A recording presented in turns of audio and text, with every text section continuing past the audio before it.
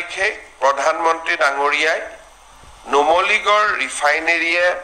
নিৰ্মাণ কৰি থকা যেটো বায়ো ৰিফাইনেৰী আছে সেই বায়ো ৰিফাইনেৰীটোৰো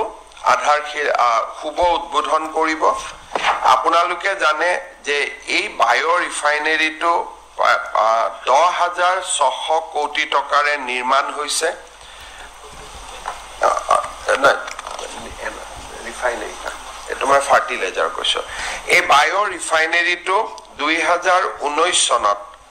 প্ৰধানমন্ত্ৰী ডাঙৰীয়াই নিজ হাতেৰে আধাৰশিলা কৰিছিলে আৰু এই বায়ো ৰিফাইনেৰীটোৰ জৰিয়তে বাহৰ ব্যৱহাৰেৰে ইথানেলৰ উৎপাদন হ'ব আৰু ভাৰতৰ ভিতৰতে এটো প্ৰথম বায়ো ৰিফাইনেৰী হ'ব এতিয়ালৈকে ভাৰতত ভৱিষ্যতত বায়ো ৰিফাইনেৰী হ'ব কিন্তু এতিয়ালৈকে বায়ো ৰিফাইনেৰী প্ৰস্তুত হৈ উঠা নাই এই বায়ো ৰিফাইনেৰীটো এটা আমাৰ অসমৰ কাৰণে এক যথেষ্ট ডাঙৰ এটা মাইলস্টোন হ'ব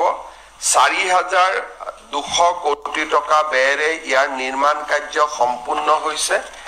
এই বায়ো ৰিফাইনেৰীটোৰো প্ৰধানমন্ত্ৰী ডাঙৰীয়াই শুভ উদ্বোধন কৰিব